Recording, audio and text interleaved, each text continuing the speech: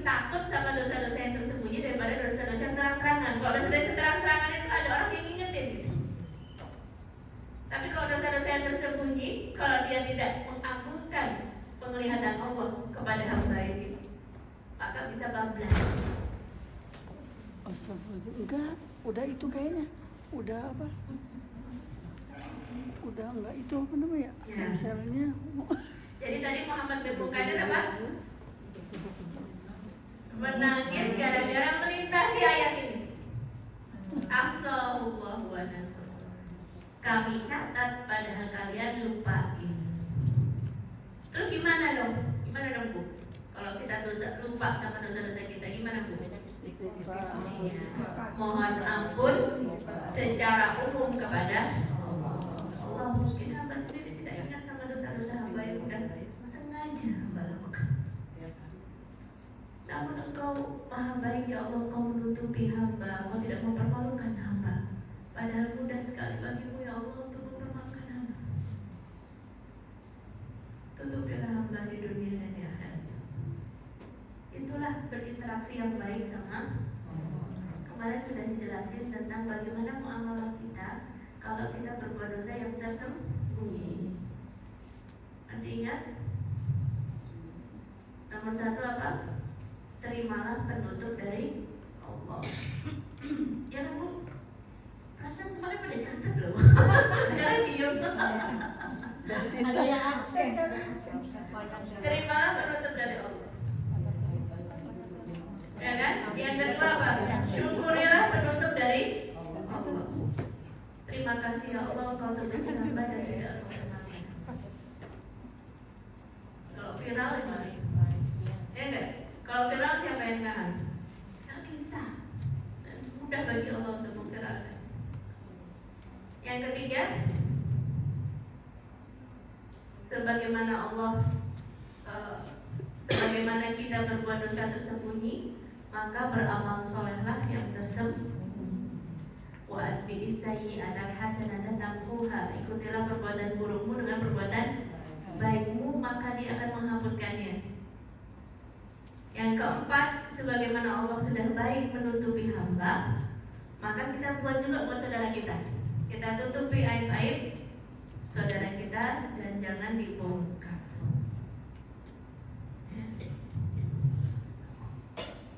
Oke, lanjut. Dari Quran apa? Ada hadisnya ya untuk Ustazah tentang menutupi aib saudara. Namanya tatabu aurat. Ya ma'syaral ladina amanu bi lisanihim wa lam yu'min qalbah. Kurang lebih hadisnya. Wahai orang-orang yang mengaku beriman dengan lisannya, tapi keimanannya belum masuk ke dalam hati. La taghdabul mu'minin wa la tattabi'u auratahum. Kamu jangan ghibahin orang-orang yang beriman dan jangan kamu cari-cari aibnya. Faman tataba'a auratil muslimin fadhahullahu wa in kana fi uqri baitihi. Dan barang siapa mencari-cari aib saudaranya, maka dia akan dipermalukan oleh Allah meskipun ia di dalam rumahnya sendiri. Na'udzubillah min dzalik. Itu tatabu auratil muslimin. Cari-cari aibnya saudaranya. Aib itu kelihatan Bu. Kita disuruhnya bukan jeli menilai aib orang, tapi jeli menilai aib sendiri. Seperti pepatah apa? Kuman di seberang lautan nampak, gajah di pelupuk mata. Kita kalau untuk menemukan aib sendiri itu kadang nggak ketemu. Sehingga perlu penolong. Itu udah kemarin. Udah belum? Cara menemukan aib diri. Betul. Jadi nomor 1 bertanya kepada ulama. Ulama gak cuma sekedar ulama, al-alim al-basir bi'uyubin nas, yang mengenal aib-aib diri. Ada celah-celah diri yang tersembunyi yang cuma dikenali sama ulama. Jadi itu bisa jadi hal-hal yang kecil yang gak kelihatan, tapi sebenarnya ujub. Tapi sebenarnya ya merasa bangga dengan amal amal yang dikerjakan, misalkan, ya, dan hal-hal yang lainnya. Kemudian bertanya kepada teman, dan sebaik-baik teman adalah pasangan. Yang ketiga bertanya kepada musuh. Yang keempat bercermin dengan saudara. Ya, bercermin dengan saudara. Aku kalau di posisi dia berbuat yang sama nggak? Aku kayaknya nggak begitu. Kalau nggak begitu ya mudah-mudahan istiqomah. Kalau hal kebaikan. Jadi 4 cara menemukan aib. Nah, cara menemukan aib ini nggak akan dikerjakan oleh seseorang kecuali dia punya keinginan untuk memperbaiki diri. Kalau dia nggak punya keinginan untuk memperbaiki diri, ketutup tuh aib-aibnya. Namanya mahjubun, tertutup. Nah, orang yang cerdas, orang yang baik adalah orang yang mampu mengenali, oh aku masih kurang. Masalah apa? Masalah marah-marah. Aku kurang misalkan dalam masalah apa? Kesabaran. Aku kurang dalam hal apa? Tutur kata, kesopanan, menghargai hadiah dari orang lain atau sikap orang lain. Nah, masing-masing kita kan bercermin ya Bu. Nah, ketika bercermin itu biasanya ketemu, oh iya dia baik dalam hal ini, maka aku ingin contoh. Dia kurang dalam hal ini, mudah-mudahan aku gak akan lakukan. Itu cara menemukan. Ya, muhasabah, menghitung-hitung diri. Caranya lebih didetailin lagi. Itu ya ibu-ibu sekalian, mudah-mudahan kita dikasih izin sama Allah untuk selalu memperbaiki diri, bisa mengenali aib-aib diri dan berusaha untuk memperbaiki sifat kita. Kalau Imam Ghazali itu mengatakan bersuci itu ada 4 tingkatan. Bersuci itu ada 4 tingkatan. Tingkatan pertama itu bersuci fisik, taharah, wudu dari hadas kecil, mandi dari hadas besar. Ya Bu, kalau buang air kecil harus istinja, kemudian berwudu sebelum sholat. Tapi kalau dia berhadas besar, misalkan haid, selesai dari haid maka dia harus mandi. Itu taharah, tapi taharah level yang paling rendah, level 1. Ada taharah yang kedua, taharah bersuci dari sifat-sifat zahir yang buruk.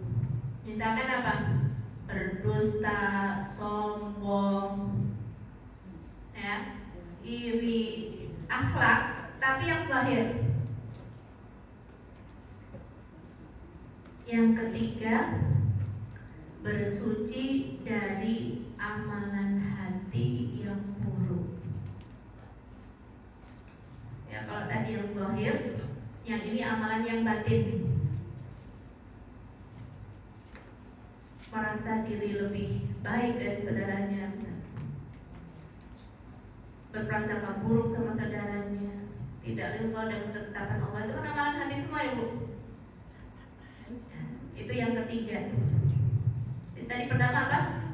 Bersuci dari hadas kecil, hadas besar, gampang itu. Kalau pakaian tinggal dicuci, mensucikan tempat tinggal dicuci. Tapi yang kedua bersuci dari sifat atau akhlak, tapi yang zahir. Kita nggak jumpai orang, kita nggak berbuat zalim, gitu. Yang ketiga mensucikan amalan hati. Amalan hati yang buruk disucikan. Nah, yang keempat mensucikan dari apa? Dari tarikan-tarikan duniawi, dari tarikan-tarikan duniawi dan kembalikan semuanya kepada Allah. Kita hidupnya di dunia, interaksinya sama orang, ya kan? Kadang interaksi sama mertua, kadang interaksi sama menantu, kadang interaksi sama tetangga. Tapi kita yakin betul yang mengirimkan mereka ke dekat kita itu adalah Allah. Sehingga aku gak ada urusan sama kamu, aku urusannya sama Allah.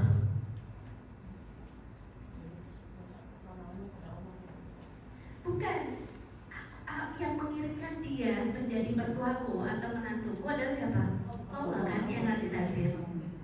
Maka kalaupun aku sudah berbuat baik sama dia, gak mendapatkan kebaikan, balasan kebaikan, aku gak ada urusannya sama kamu, urusanku sama Allah. Jadi aku berbuat baik, aku nggak nunggu kamu bilang terima kasih kan? La nuridu minkum jaza'an wala syukura. Kalaupun kamu tidak berterima kasih, kamu justru bersikap buruk padahal aku sudah baikin, aku nggak ada urusan sama kamu, urusanku sama Allah. Jadi lepasin tarikan-tarikan dunia ini, kembaliin semuanya sama Allah. Iya. Iya. Tidak bergantung dengan manusia. Betul. Dan itu bersuci yang tingkat tinggi. Jadi semua yang berinteraksi sama kita, kembaliin semuanya kepada Allah. Kena deh batu, jatuh kita, ya kan? Ini bukan masalahnya batunya. Bagaimana saya mendapat ujian ini, kemudian saya bersikap kepada Allah. Ada kisahnya. Misalkan kisahnya ada seorang yang kerjanya percetakan, usahanya percetakan. Namanya percetakan harus profesional kan? Apapun yang dicetak itu misalkan buku gitu kan? Tapi ini adalah orang yang sadar bahwasanya apapun yang dicetak pasti dia namanya tolong menolong dalam kebaikan atau keburukan. Kalau buku yang dicetak kebaikan maka kebaikan, kalau keburukan maka keburukan. Pingin dapat duit, butuh duit. Ada yang datang bu, orderan. Tapi dia mau mencetaknya juga banyak, ribuan eksemplar. Tapi yang mau dicetak adalah majalah dewasa. Isinya orang-orang pornografi. Ketika dapat orderan ini, aku sebenarnya butuh duit. Yang dalam pikiran apa? Setan akan bilang apa? Aduh, profesional aja. Proyek. Tapi dia orang yang sadar bahwasanya kalau dia yang mencetak, bahwa dia maka dia menjadi wasilah keburukan. Berapa mata yang bakal melihat itu? Terus sudah gitu, mohon maaf, saya nggak bisa terima. Kalau ini materi yang mau dicetak saya. Tidak lama kemudian dia dapat orderan ribuan eksemplar juga mencetak mushaf Al-Quran. Alhamdulillah. Ini yang penting, perkataan dia kepada Allah. Ya Allah, hamba tahu bahwasanya orderan yang pertama itu adalah ujian, tes dari engkau kepada hamba. Saya mau nerima apa enggak? Kalau rezeki mah udah diatur bu, sama-sama ribuan eksemplar. Keuntungannya kurang lebih sama nanti yang nyampe ke kita. Ibu tahu nggak kalau tiap tetesan air ini sudah ditentukan rezekinya siapa? Yang saya minum tadi berarti tercatat rezeki saya. Padahal yang beli bukan saya nggak kenal beli siapa. Jadi kalau rezeki itu pasti nyampe. Ada kisah yang lain. Ali bin Abi Thalib didatangin pengemis, ya kan? Didatangin pengemis, dia mau minta sedekah. Maka Ali masuk ke rumahnya, mau nyari uang. Tapi begitu keluar, pengemisnya hilang. Sama barangnya nggak ada juga. Barangnya di depan rumahnya hilang, pengemis itu juga hilang, nggak ada. Padahal mau dikasih 14 dinar, misalkan gitu ya kurang lebih. Ganjil nih pokoknya 14 dinar mau dikasih. Keluar barangnya nggak ada, orangnya juga nggak ada. Nggak boleh seutan dong. Tapi biasanya kalau nggak ada barang itu coba dicari di pasar. Karena biasanya jadi duit lagi, ya kan? Orang kan nggak butuh barangnya, butuhnya duitnya biar bisa makan, bisa apa segala macam. Maka dia cari di pasar. Ketemu bu di pasar. Barangnya itu barangnya Ali. Ini apa ini? Ini punya saya. Loh, enggak, ini punya saya. Barusan saya beli dari seseorang. Berapa bayaran yang diminta? 14 dinar. Padahal mau dapat sedekah berapa? 14 dinar. Ternyata dia mengambil barang itu dijual dengan harga 14 juta. Sama nggak? Jadi rezekinya yang nyampe itu sama, cuman yang ini halal, yang itu haram. Dan dia tidak sabar dengan yang halal sehingga mengambil yang haram. Padahal nyampe-nya ke dia sama. Nyampe-nya ke dia itu sama, Bu. Cuman caranya itu mau halal apa haram. Orang yang jahat yang ngambil harta dengan cara yang nggak benar, rezekinya dia segitu, cuman dia ngambil dari yang haram. Rugi apa enggak? Rugi. Kalau ngambil yang halal segitu, mau ngambil yang haram segitu. Jadi orang rugi. Jadi orang yang sadar bahwasanya, yang tadi ya, yang percetakan itu apa? Dia itu sedang diuji sama Allah. Kita ini lagi diuji sama Allah. Kita mau sabar apa enggak? Contoh lagi ya, contoh yang Nabi Yusuf sama Zulaikha. Gimana tuh pengennya si Zulaikha sama Nabi Yusuf? Sampai kayak gitu, duduk punya suami loh. Punya suami, bayangkan gimana nih terpikatnya Nabi Yusuf. Sampai Allah balikan dalam Al-Quran, walaqad hammat bihi wa hamma biha laula ra'a burhana rabbi. Gak boleh berhenti di hamma biha titik. Harus diterusin, karena Nabi kan dihalangi dari bermaksiat. Tapi kalau kita perhatikan ayatnya, si Zulaikha itu walaqad hammat bihi, si Zulaikha itu sudah berkeinginan. Berkeinginan apa? Bertanya. Berkeinginan kepada Nabi Yusuf. Wa hamma biha. Dan Nabi Yusuf pun berkeinginan kepada Zulaikha, laula burhana rabbi, kalau tidak mendapatkan burhan dari Allah, dapat petunjuk dari Allah, maka terhalangilah. Nabi Yusuf kan maksum. Tapi manusia hamma biha laula burhana rabbi. Itu tes ya, ujian ya? Pada akhirnya mereka suami istri loh. Aduh ya. Pada akhirnya suami istri kan? Tapi pada saat itu diuji. Jadi masalahnya itu kamu mau ngambil yang halal apa yang haram. Kalau kamu bersabar atas ujian dari Allah dan Allah ridho dengan perbuatan itu, jodoh ya jodoh akhirnya, ya enggak? Akhirnya Kalau akhirnya nggak jodoh ya nggak jodoh. Cuman kan ada masalah dulu. Jodoh. Tapi pada saat itu ujian. Difitnah dulu. Pada saat itu harus ujian, harus fitnah, harus segala macam. Drama yang panjang. Yang sobek bajunya. Iya, pakai begitu segala macam.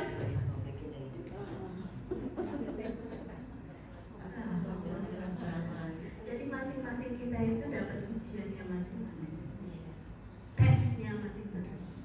Tapi kalau kita sadar, yang mengantarkan orang, misalnya orang kerja satu ruangan sama orang, masya Allah, masya Allahnya apa? Masya Allahnya itu nyebelinnya luar biasa. Besar. Ujian. Ya kan, ujian kan? Ya Allah yang nganterin dia itu satu ruangan sama aku, engkau apa? Engkau ingin mengajarkan apa kepada hamba? Dapat tetangga, masya Allah.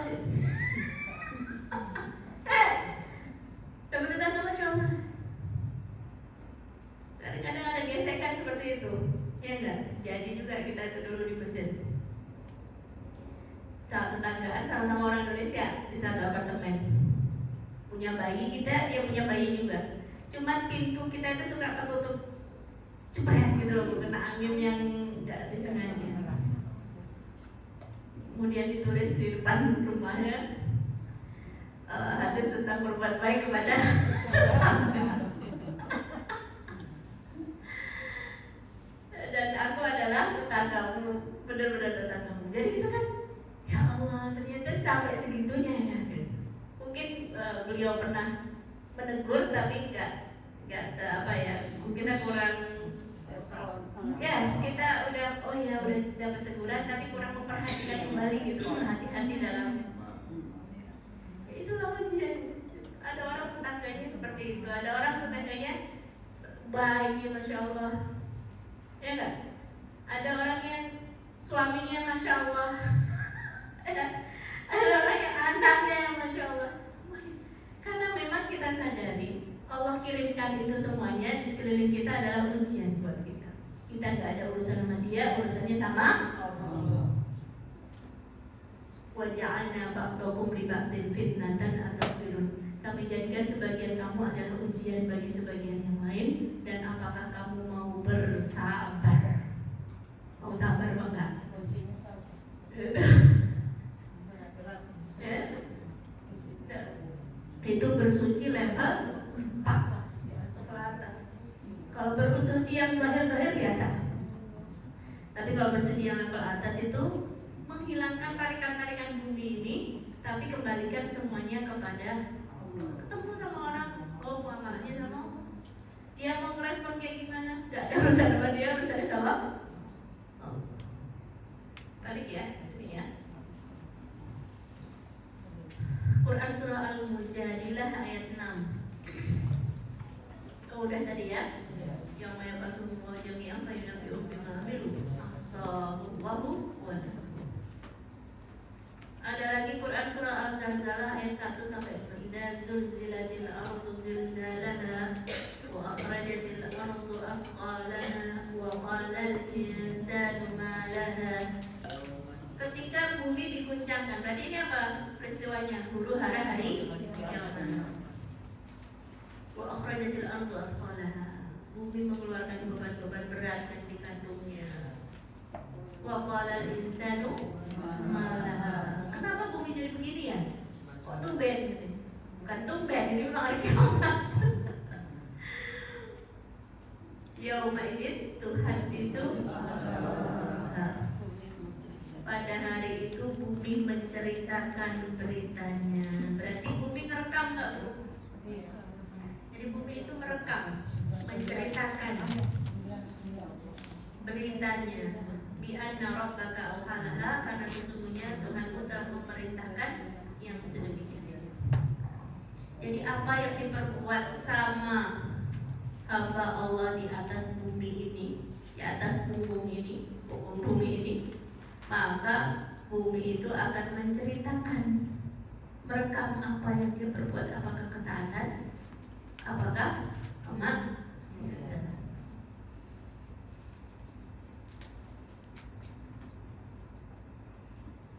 Al-yawma nakhtimu ala afwahihim wa tukallimuna aydihim wa tashhadu arjuluhum bima kanu yaksibun. Quran surah Yasin ayat 60.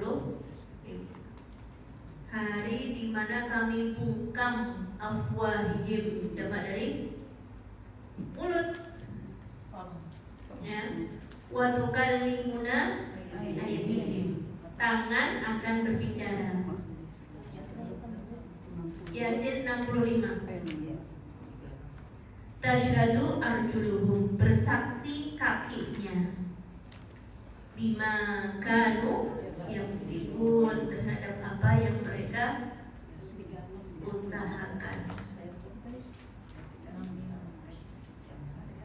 Yasin 65 ayat 65.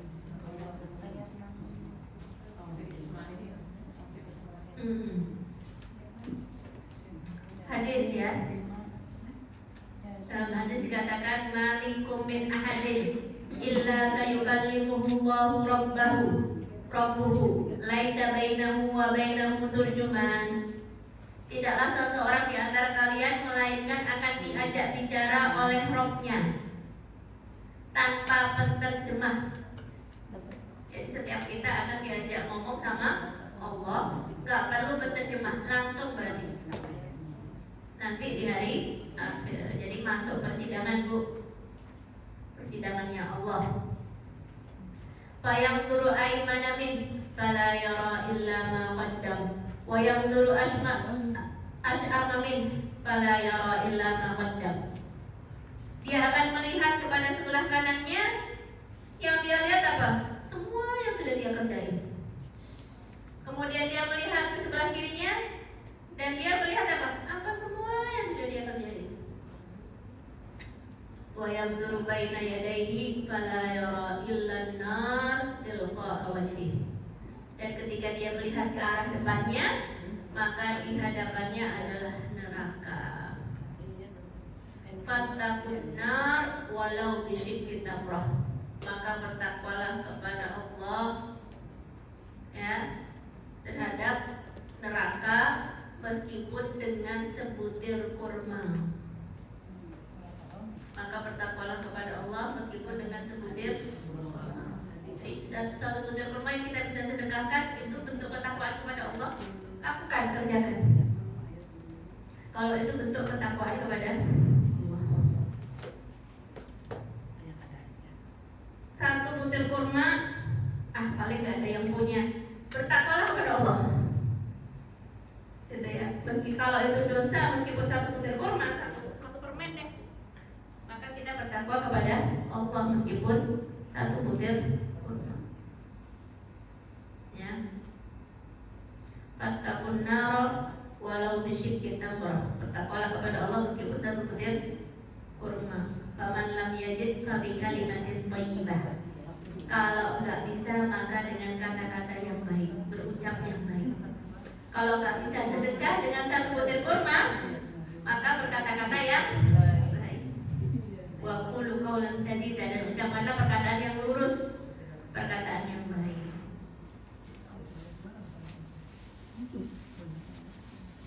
Yang pertama, beriman dengan al-hisab atau hari penghitungan. Nanti langsung buka ini. Yes. Beriman dengan al-hisab atau hari penghitungan.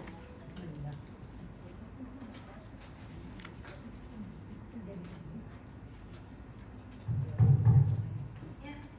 Al-hisab hari penghitungan. Nanti terus. Tekan ada. Ini mikrofonnya. Tes. Secara bahasa, jadi baterainya ini Iya. mati dia biru. Mati. Udah lama ya. Tes. Tuh.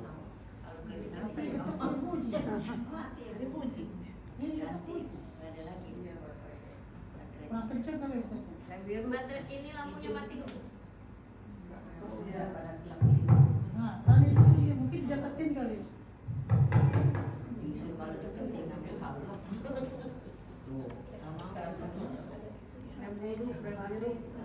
Gak usah pakai ini ya. Ya, harus sadar. Oh,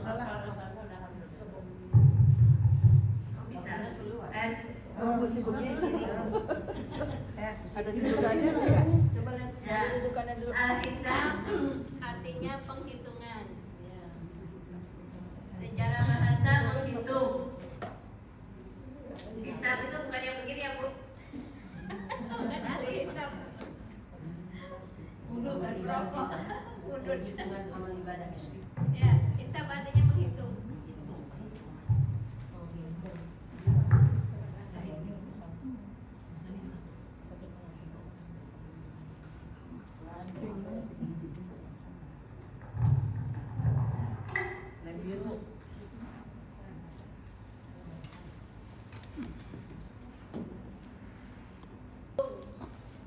Secara istilah, Allah memeriksa atau meneliti amalan hamba.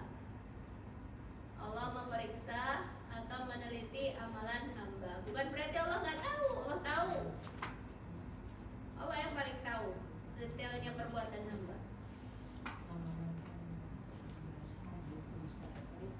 Dengan mengingatkan dan memberitahukan kepada manusia tentang amalan kebaikan dan keburukan yang telah mereka lakukan. Kepada manusia tentang amalan kebaikan dan keburukan yang telah mereka lakukan. Nanti di fotokopian ada. Ya.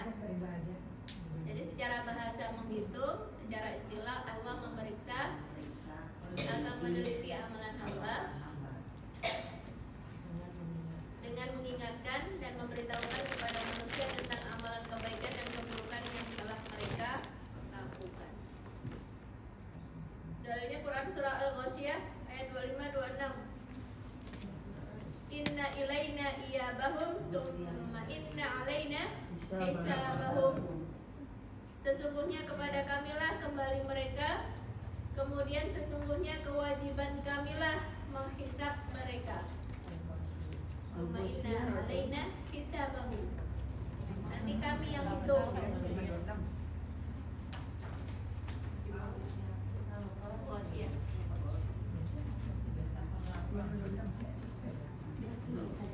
Hadisnya dari Aisyah radhiyallahu anha qalat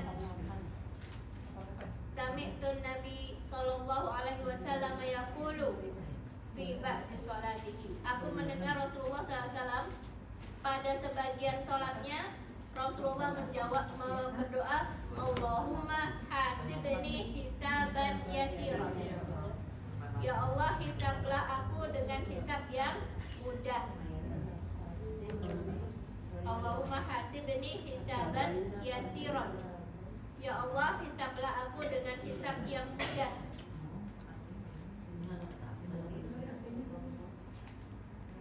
Jadi Aisyah dengar Rasulullah berdoa apa? Allahumma hasibni hisaban yasira. Ya Allah, hisablah aku dengan hisab yang mudah.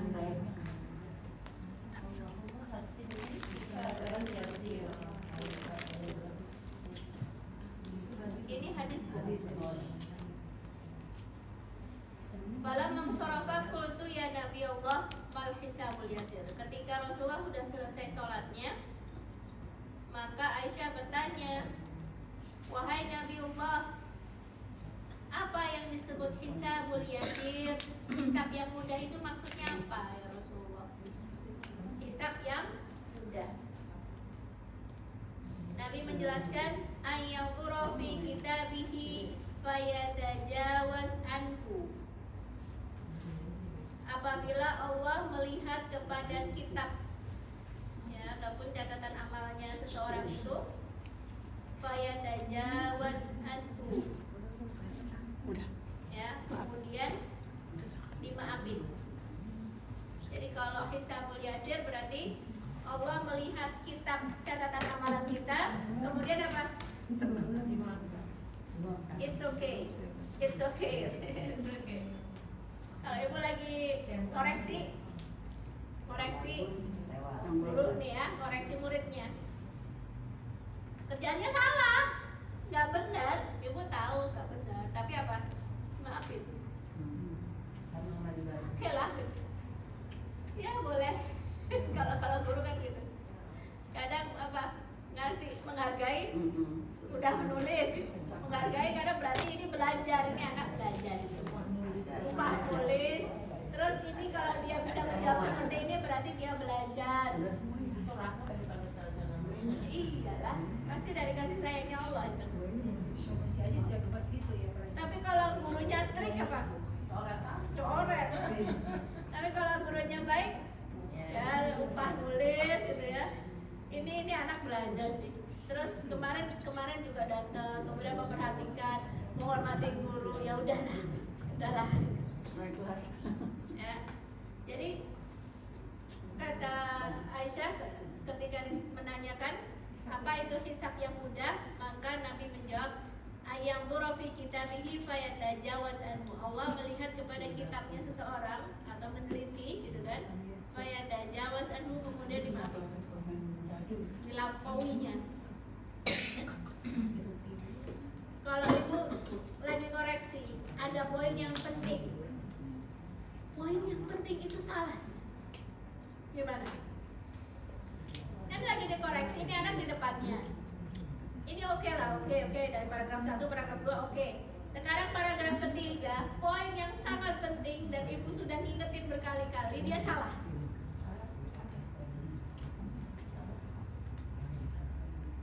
Kalau gurunya strict gimana? Salah. Kan udah berkali-kali ibu kasih tahu, ini jangan. Ibu udah kasih tahu kalau ini bakal keluar duit sekian. Kisi-kisinya udah ada. Gimana sih? Iya, gimana sih? Gurunya kan yang bertanya kan sama murid di depan. Gimana sih? Kan udah dikasih tahu nih. Apa jawabannya kayak gitu? Ditanya kan? Ya kan ditanya. Kenapa kamu bikin kayak gini? Kan udah dikasih tahu. Jadi ini nggak diabaikan yang itu tadi. Salah sih, tapi apa? Oke lah, oke. Ya. Ayang duru fi kitabihi fayatajawaz anhu innahu man nukisa hisabu yauma idzin ya Aisyah halak. Karena wahai Aisyah, ya, seseorang yang Allah melihat kitabnya kemudian nukisa, kemudian diperdebatkan, ditanya, ini audit tuh Bu, ya enggak? Ini ada poin yang salah. Karena sampai kalau diperdebatkan hisabnya pada hari itu, wahai Aisyah, pasti dia celaka. Jadi kalau buku itu sampai ketemu, gitu ya, ini kenapa begini? Itu audit, salah. Kalau sampai diperdebatkan, maka dia pasti celaka, wahai Aisyah. Jadi mintanya apa? Hisabul yasir adalah hisab yang mudah. Ketika Allah melihat kitab catatan kita gak sempurna, banyak salahnya, tapi dimaafin. Itu adalah hisab yang mudah. Itu karena imam ibadah kita. Hah? Karena apa itu diimam? Karena rahmatnya Allah. Karena rahmat Allah. Karena Allah itu penyayang. Iya benar. Allah presiden. Enaknya sama Allah itu apapun dosamu, kalau kamu bertobat akan diampuni. Bahkan syirik, bahkan dosa syirik selama dia hidup kemudian dia mohon ampun kepada Allah, maka akan diampuni. Tapi kalau sudah mati, enggak bisa. Sebelum mati, taubat dulu. Kalau pernah berbuat syirik, maka dia taubat. Thomas gimana Ustazah? Kalau Fir'aun itu udah sampai sini Bu. Jadi Allah itu akan buka pintu taubat terus kepada seorang hamba selama tidak sampai ke tenggorokan. Kalau udah sampai tenggorokan, ayatnya ada tuh ayatnya? Ada kan? Apa sekarang? Sekarang pas sudah sampai sini baru kamu mau taubat. Dari kemarin ngapain? Dari kemarin ngapain? Siang malam dikasih kesempatan untuk taubat, nggak mau masuk ke pintu taubat. Begitu sudah sampai sini baru mau taubat. Apa itu? Walaupun itu dosa besar, dikata ya dosa syirik. Dosa besar, bahkan syirik. Selama dia minta ampun, sungguh-sungguh taubat kepada Allah di dunia, maka dia diampuni. Sungguh-sungguh loh taubatnya. Iya, obatan yang Meskipun dosa syirik. Tapi kalau dia sudah mati melakukan dosa syirik, itu nggak bisa. Nggak bisa. Kalau dosa yang lain masih mungkin dimaafin, tapi kalau syirik nggak bisa. Kecuali taubat sebelum mati. itu penting banget. Ya, minta husnul Fatimah, minta Allahumma inni a'udzubika min an usyrika bika syai'an a'lamu wa astaghfiruka lima lam. Kadang-kadang kita berbuat syirik yang kita tidak sadari. Apa itu, Bu? Ria. Ria itu syirik. Karena mengharap selain Allah, mengharap makhluk, mengharap pujian, mengharap keridhaan, atau selamat dari celaan. Benar nggak? Ria itu nggak cuma sekedar pamrih minta pujian, bukan. Kadang nggak enak, ingin selamat dari celaan. Aku kalau nggak nyumbang kan orang-orang bakal ngeliatin aku. Maka dia nyumbang gara-gara apa? Pengen selamat dari celaan orang. Ya sama itu ria juga. Karena pandangan makhluk lebih besar daripada pandangan Allah. istighfar yang saya menghilangkan. Karena kadang kalau bersih kan juga namanya ya pasti ada gitu. Iya. Istighfar yang menghilangkan. Jadi itu nanti ria itu kaitannya sama niat dan motivasi.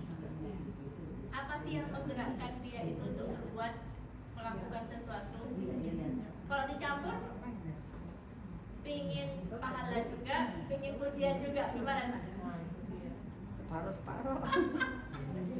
Gimana Bu? Pingin pujian juga, Kalau yang ngenyek-ngenyek itu gimana? Hah? Yang ngenyek-ngenyek itu Kayaknya itu gimana? yang kayak Olok-olok. Itu kan layas korban kita komen asa ayahun. Itu surah Al-Hujurat Bu.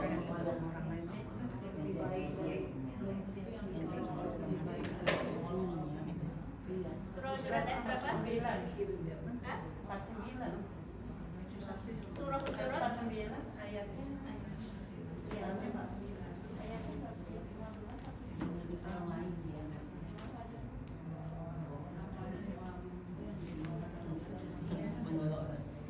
Surah Al-Hujurat ayat 11 coba dibaca. Al-Hujurat ayat 11.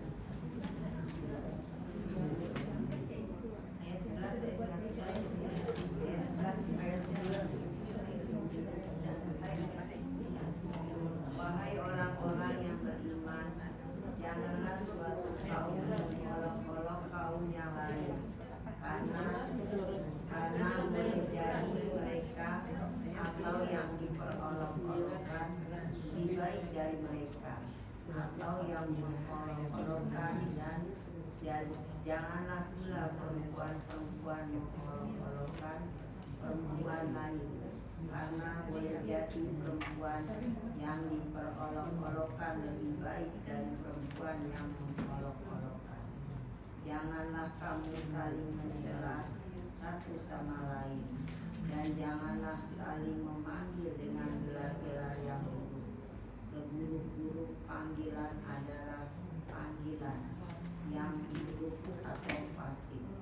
Setelah beriman dan barang siapa tidak bertobat, maka mereka itulah orang-orang yang syirik. Ya. Jelas ayat-ayatnya ya. Jadi tidak boleh menghina orang lain. Bisa jadi yang dihina itu lebih baik. Menghina dalam hal duniawi aja nggak boleh, apalagi menghina dalam hal mereka itu kan nggak ini, kita kan udah ngaji, mereka nggak ngaji. Itu pun nggak boleh. Beda level. Beda level. Jadi intinya adalah kita tidak tahu kita tutup dengan apa, husnul khotimah atau su'ul khotimah. Saja iman dulu apa lisan? Apa?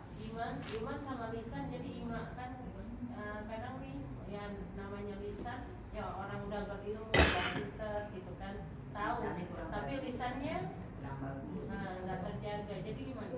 Kalau dalam hadis itu tidaklah istiqomah seseorang itu sebelum istiqomah lisan. Jadi lisan dulu baru badannya itu istiqomah.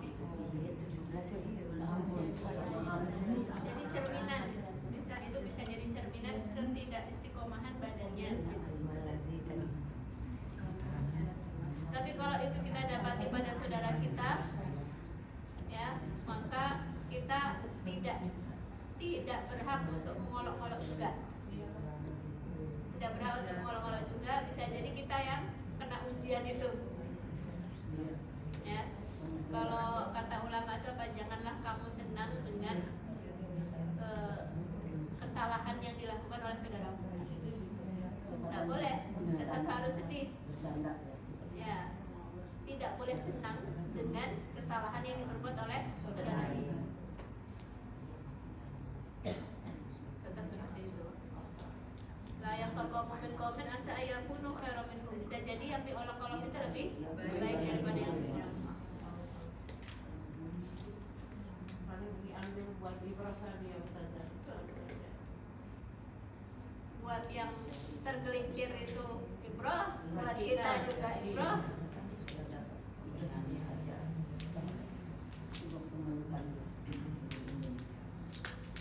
Oke ya. Jadi apa tadi hisab yang mudah adalah ketika seseorang yang Allah periksa kitabnya, kemudian Allah Tapi poinnya adalah karena orang yang diperdebatkan hisabnya pada hari itu, wahai Aisyah, pasti dia celaka. Nah, tapi setiap musibah yang menimpa orang yang beriman, maka Allah akan menghapus dosanya karenanya. Bahkan duri yang menusuk badannya. Jadi setiap musibah itu akan menggugurkan dosa. Bahkan duri, kita lagi kupas deh, kena deh dikit, itu pun bisa menggugurkan. Kitanya kan, aduh kenapa sih kena? Kita nggak tahu bisa jadi kena ini. Nanti di akhirat kita syukuri, ya Allah alhamdulillah kena. Jadi ada pahala sabar, pahala sabar dalam musibah. Tapi kita nggak boleh minta dapat musibah, nggak boleh. Kan lumayan Ustazah biar dapat pahala, nggak boleh. Tidak boleh kamu meminta musibah, karena kalau kamu dapat musibah kamu tidak tahu bisa sabar apa. Hah? Nggak ada kalender musibah. Jadi nggak boleh meminta musibah pun nggak boleh. Ada jamaah yang bilang begini, boleh nggak? Kalau seandainya ada kesulitan nanti di akhirat, kita minta didahulukan saja di dunia, nggak boleh. Kenapa? Yang dibimbing sama Rasulullah adalah minta kebaikan dunia dan akhirat. Rabbana atina fid dunya hasanah wa fil akhirati hasanah. Meskipun kita tahu betul di akhirat pasti lebih susah daripada di dunia, kita tahu yakin. Tapi jangan putus asa dan rahmat Allah, mintalah kebaikan dunia dan akhirat. Jangan minta dunia buruk, akhirat kamu belum tentu bisa sabar. Kamu belum tentu bisa sabar manusia. Kamu adalah tempatnya salah dan lupa. Kamu tempatnya suka mengeluh. Dan tidak ada jaminan ketika kamu dapat musibah itu kemudian kamu bersabar. Fas'alullah al-afwa wal afiyah, maka mintalah kesehatan, kesejahteraan. Gak boleh nantangin, gak boleh. Nah, hadis katakan la tatamannau liqa al-adu. Jangan kamu berharap-harap berjumpa dengan musuh. Gak boleh. Kenapa ya? Kalau kayak orang Palestina, orang Suriah ketemu sama ini kita dapat pahala jihad. Gak boleh ngarep-ngarep ketemu sama musuh, gak boleh. Wa idza laqaitum fatbutu. Tapi kalau kamu ternyata harus berhadapan dengan musuh, sabar. Tapi kalau menghadap-hadap berjumpa dengan musuh gak boleh. Fas'alullah al-afwa wal afiyah. Maka mintalah kepada Allah kebaikan, kesejahteraan, kesehatan. Karena kalau dapat ujian itu kita nggak tahu kita bisa sabar apa. Sampai jam berapa Bu? Ini sudah jam 2:20. 15 menit lagi. Setiap musibah yang kena maka itu akan menggugurkan dosa-dosa. Adab kita kalau kena musibah apa Bu? Aku sama gigit kucing. Maka itu dapat pahala. Kalau dapat nikmat bersyukur, maka itu juga dapat pahala. Dalam kondisi nikmat ataupun musibah kita tetap mendekatkan diri kepada Allah. Kalau ada sesuatu yang nggak disenangi kena ke kita, maka janganlah kamu berkata laukana kada lakana, saat dia begini pasti nggak begini. Kalau aku nggak lewat jalan ini pasti bannya nggak. Kalau aku nggak ke situ pasti nggak begini. Nah itu nggak boleh kata-kata. Nah, tidak boleh berkata-kata seandainya Jojo juga gitu loh, nggak boleh. Kalau sama dia orang makan. tapi ucapkanlah Jojo nggak boleh. Allah telah Coba. mentakdirkan wa masya'a fa'al, dan apapun yang dikehendaki oleh Allah itulah yang berlaku. Apa yang dikehendaki oleh Allah dilakukan. Anda yang tidak berjumpa denganmu kamu. Tunggu Betty. Andai-andai. Berarti itu andai aku tidak berjumpa dengan Anda yang tidak berjumpa. Bukan perpisahan yang aku sesali, tapi perjuangan. Pantun itu ya. Pantun juga. Anda yang aku tak berjumpa denganmu. Tapi pada Allah telah mentakdirkan wa masya'a. Dan apa yang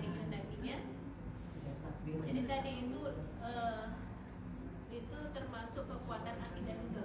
Ketika kita tidak menyadarkan sesuatu itu kepada Manusia. pada makhluk. Kalau nggak begini loh begini. Dan itu termasuk syirik kecil kan? Diriwayatkan oleh Ibnu Abbas. Kalau seandainya seseorang berkata, kalau bukan karena angsa-angsa yang ada di depan rumahku, pasti rumah ini sudah disantroni pencuri. Kalimat itu apa? Itu syirik kecil. Kalau bukan gara-gara ini pasti begini. Nah itu nggak boleh.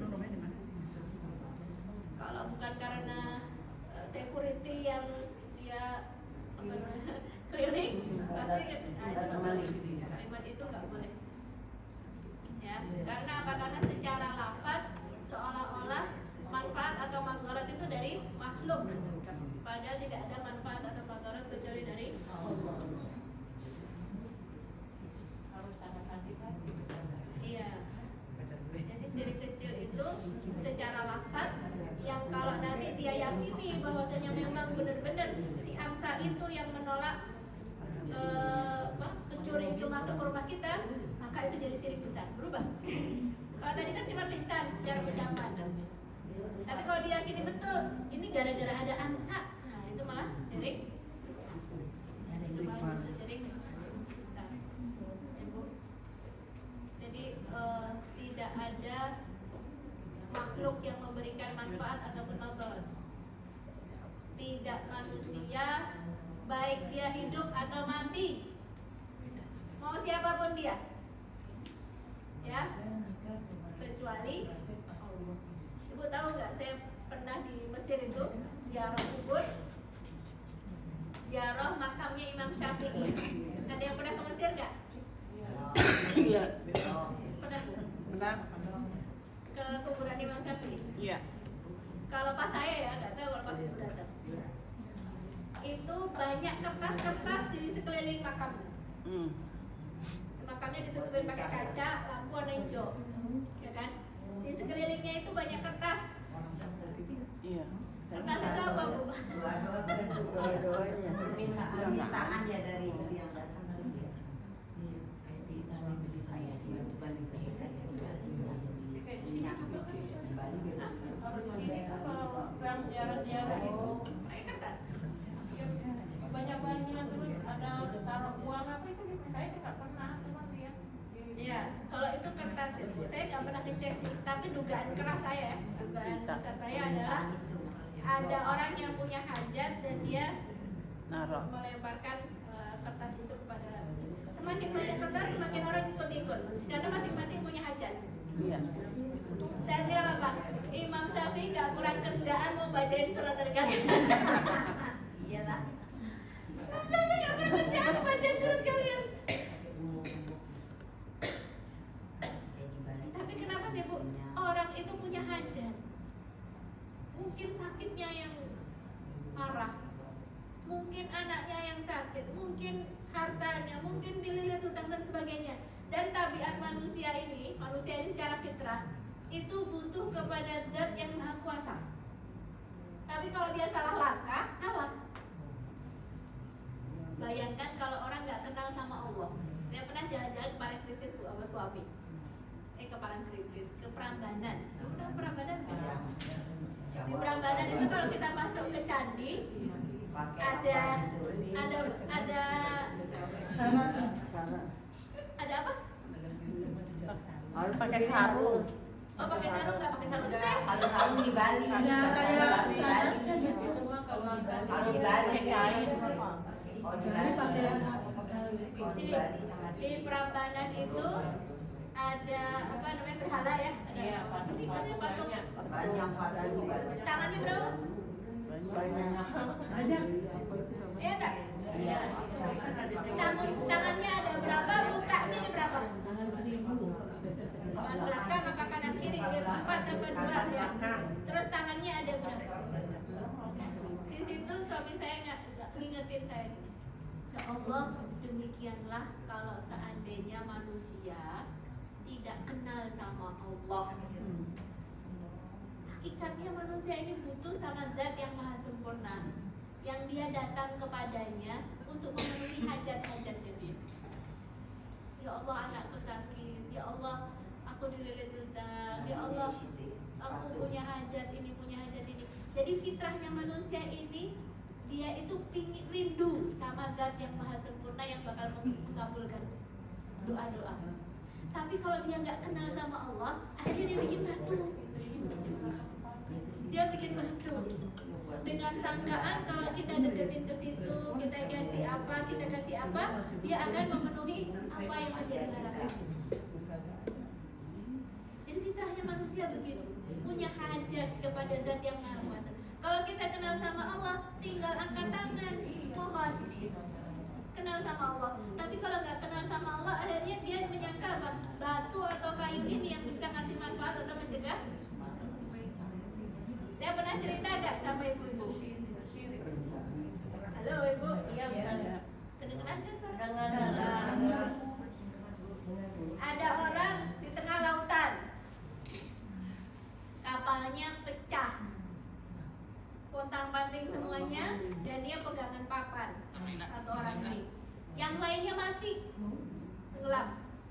Yang ini pegangan papan berhari-hari sampai ke tepian, sampai ke tepi. Orang semua heboh, ya yang lain nggak ada yang selamat, ini dong selamat pegangan papan. Ya bu. Terus papan ini ditaruh di tengah rumah. Bajimat. Yang menyelamatkan. Awalnya apa? Dia papan ini menemani aku berhari-hari sampai aku sampai Sampai bisa mikir. Padahal Allah ya Bu. tapi dia taruh di tengah rumah. Awalnya sih buat kenang-kenangan. Tahu Itu kan apa? sekarang Jadi jagung. yang lain pada mati loh, dia sendiri yang hidup Iya. kok. Ada kuasa Allah. Terus suatu saat dia dapat kesulitan. Mungkin anaknya sakit. Datang ke papan. Papan.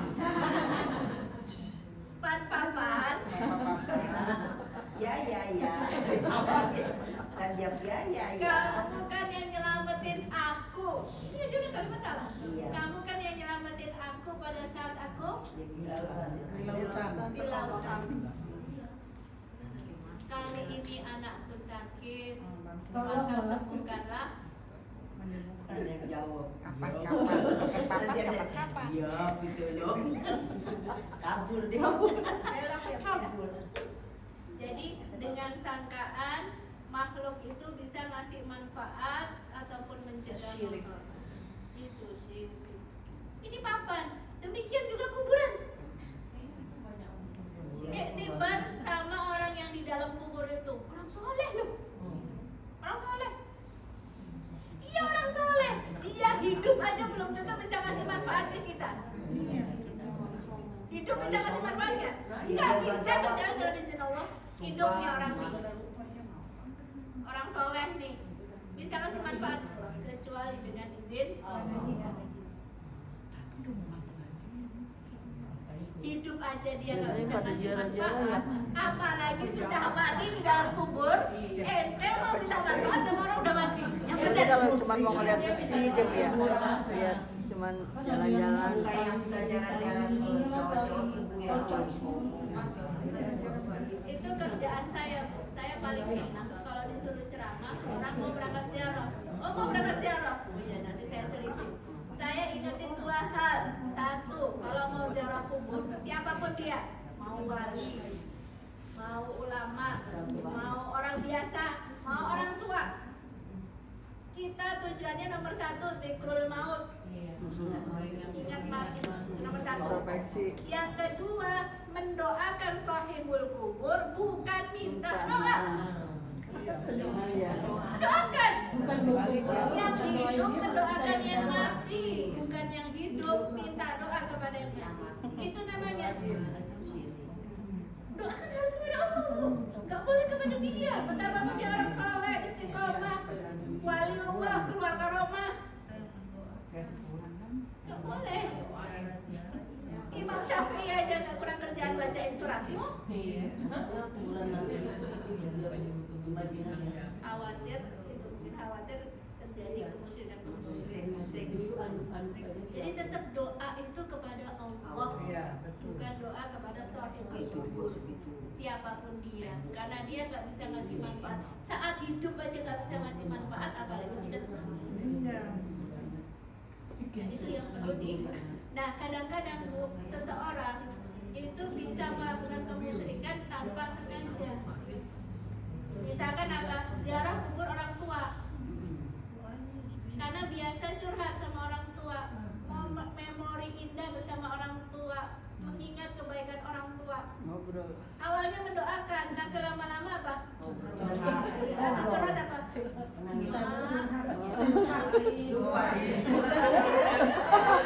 Ma doain Ma. Doain ya, Mak. Ya udah selesai, dia udah doain. Bukan mendoakan orang tua ya. Ngomong juga. Udah atas sama lagi Kan mamanya nyamuk jadi. Serem dong. Ada sombong. Enggak jadi. ada apa-apa yang dihajar. Datang ke makam itu takarrub untuk dzikrul maut dan mendoakan. Itu tadi loh. Jadi gak ada masalah ente datang ke kuburan, tapi apa yang dikerjain dan tujuannya apa? Mendoakan yang sudah meninggal. Jadi itulah kerjaan saya. Ibu, kalau ada yang mau ziarah, saya paling senang. Saya ingetin dua ini aja.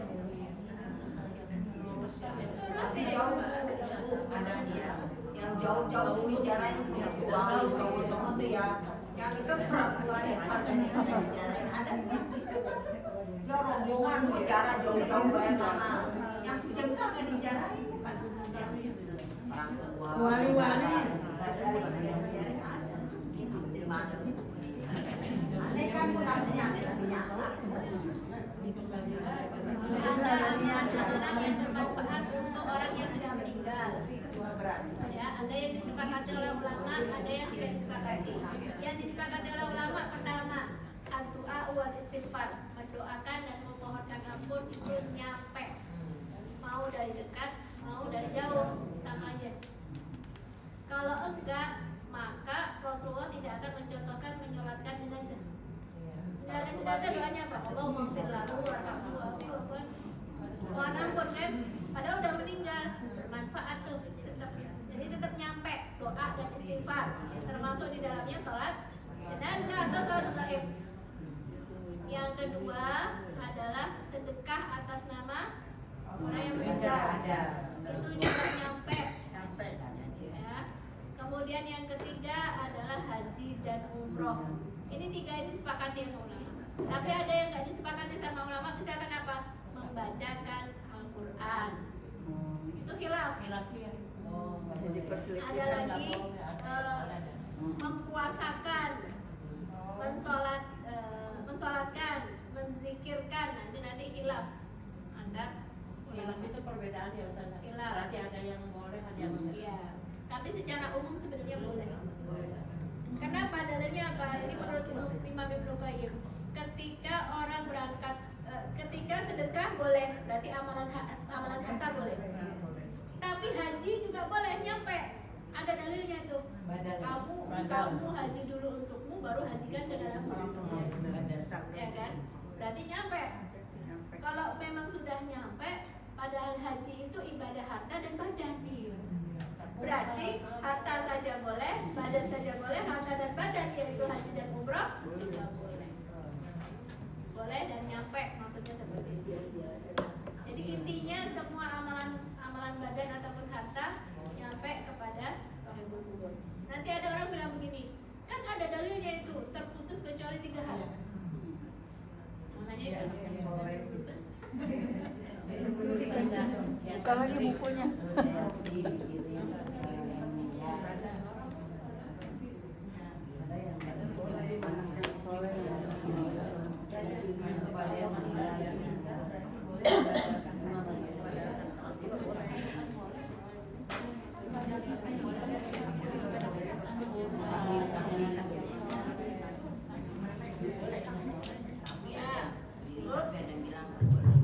Hidup lagi. Saya pakai ya. Udah selesai. Udah ngisi dulu. Jadi kalau ada yang bilang kan ada dalilnya 3 amalan itu terputus kecuali yang 3 yaitu amal jariah yang bermanfaat dan doa anak soleh.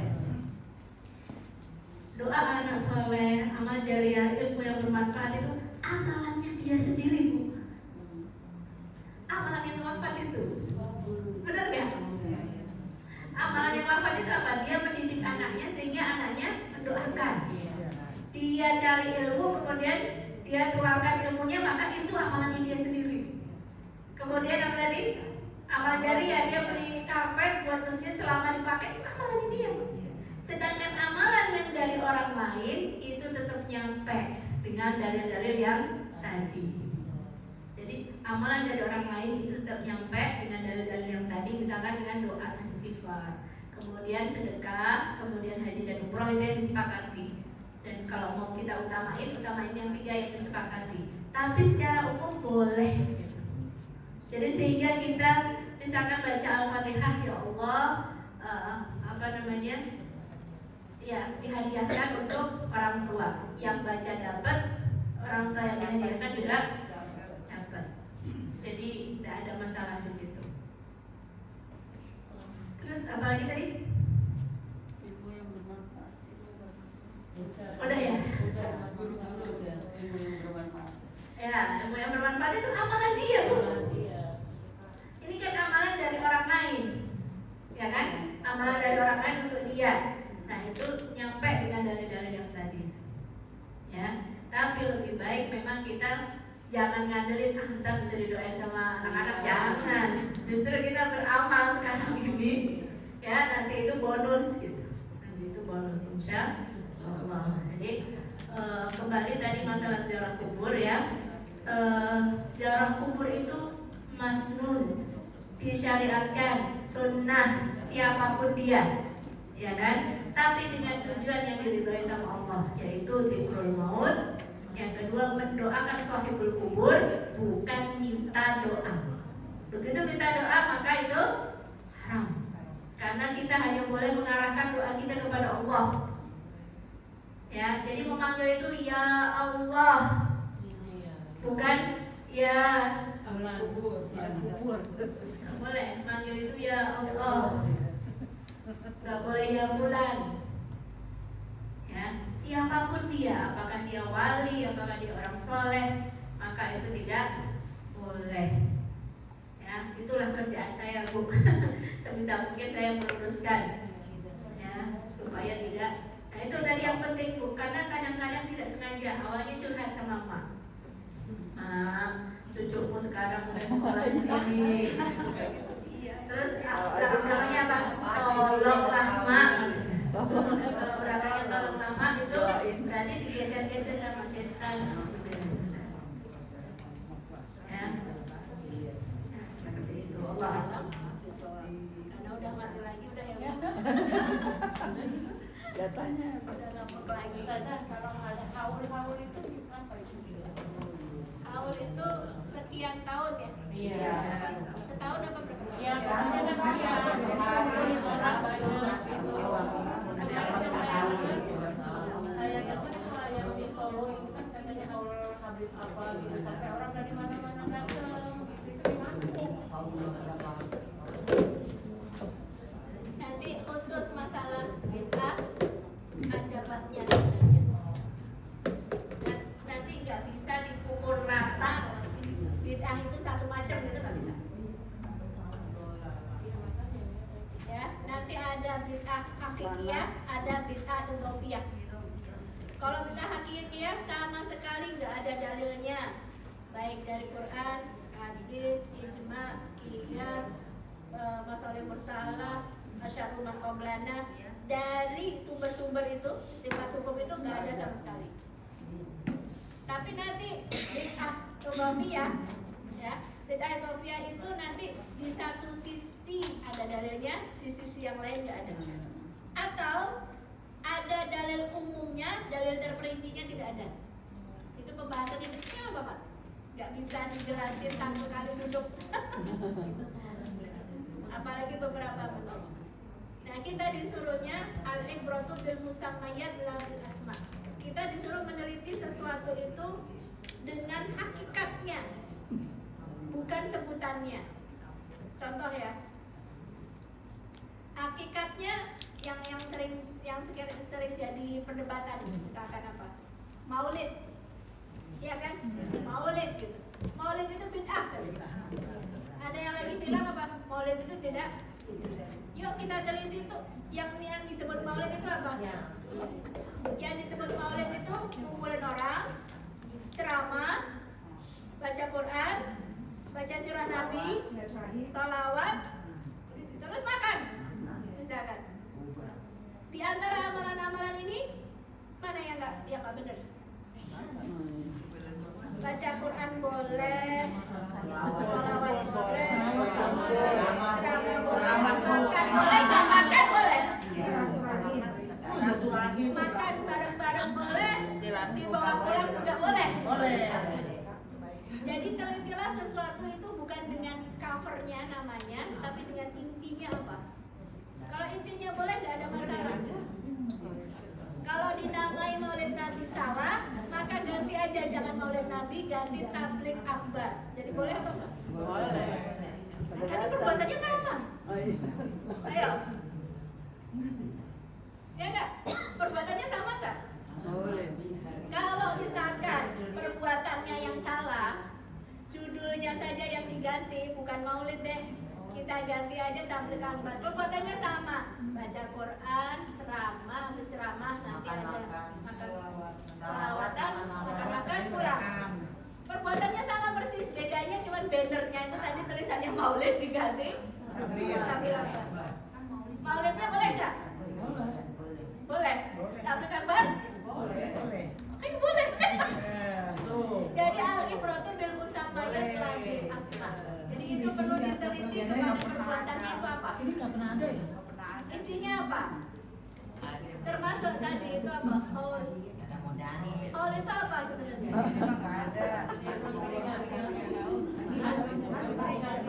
Maulid kan bukan kelahiran Nabi. Maulid kan kelahiran Nabi. Tapi harus boleh harus di bulan Maulid. Iya, harus di bulan Maulid. Iya. Tapi kan enggak sampai sekarang masih ada Maulid.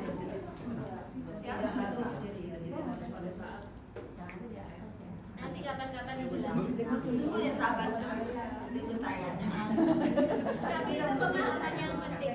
Jadi kita menghukumi sesuatu itu tidak berdasarkan judulnya, tapi intinya apa?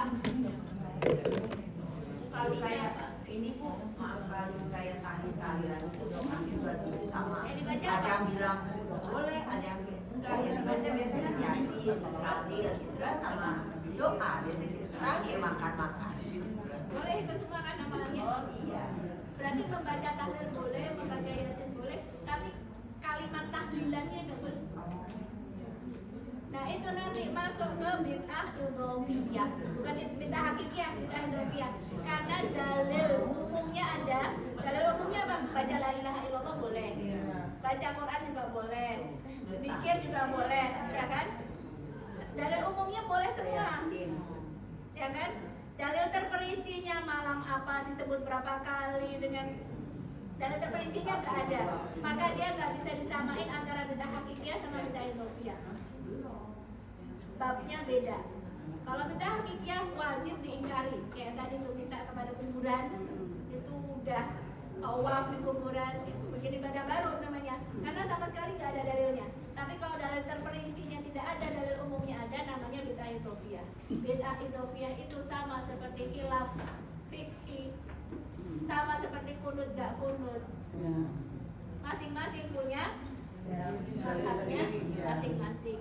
Ibu berhak memilih salah satu dari mazhab itu, mana yang lebih kena ke hati. Oke, jadi jangan disamain antara bid'ah hakikiyah sama bid'ah idhofiyah. Jadi sabar ya nanti belajar. Ini bid'ah idhofiyah. Bu, bid'ah idhofiyah itu mulai dari yang besar sampai yang kecil. Kayak tadi yang besar itu kayak misalkan haul, kemudian maulid, misalkan. Yang kecil ada nggak bid'ah idhofiyah? Ada. Baca shadaqallahul adzim. Baca shadaqallahul adzim itu bid'ah idhofiyah. Ya. Jadi nggak boleh baca shadaqallahul adzim? Ada yang boleh. Jadi ini levelnya beda-beda. Bahkan bid'ah idhofiyah itu levelnya nggak bisa disamakan antara tadi orang yang senang baca shadaqallahul adzim dengan orang yang tawaf di kuburan, nggak boleh sama. Jadi masing-masing ada pembahasannya masing. Oke?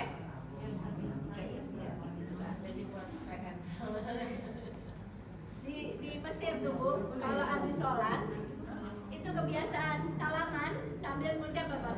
Haroman. Nanti yang di sampingnya jawab jam'an insya Allah. Haroman itu maksudnya mudah-mudahan kita sama-sama ke Masjidil Haram umroh. Itu adat dan kebiasaan orang Mesir. Berarti saling Saling mendoakan ya. Saling doa kan, tapi setiap sholat. Salaman dua. Tiap hari sholat. Kita apa? setelah sholat apa? Sudah sholat. Sudah sholat tadi. Hah? Setiap kali sholat. Jadi itu kebiasaan orang Mesir Bu. Nanti di orang Indonesia kebiasaannya beda lagi. Musaf itu sama kita assalamualaikum warahmatullahi wabarakatuh nggak ada. Makanya letakkan sesuatu sesuai dengan kadarnya. Ya, bisa disamakan sesuatu yang besar sama perkara yang kecil. Perkara yang kecil kita disuruh tasamuh, disuruhnya toleransi. Orang ya saudara kita sendiri yang dijahit, bukannya musuh.